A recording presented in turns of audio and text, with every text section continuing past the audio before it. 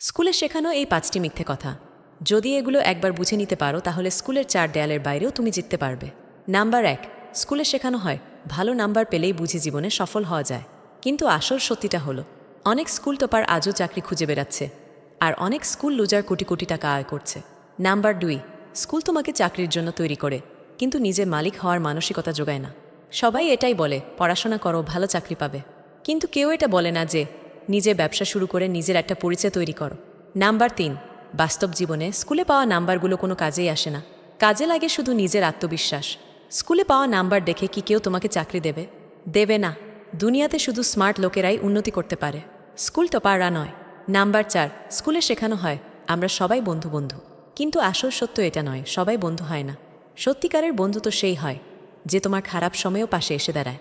শুধু সেই বন্ধুদের ওপরই ভরসা করবে যারা তোমার অনুপস্থিতিতেও তোমাকে সম্মান করে। আমার এই কথাগুলোতে একমত হলে কমেন্টে ইয়েস লিখে আমাকে সাবস্ক্রাইব করে দেখো।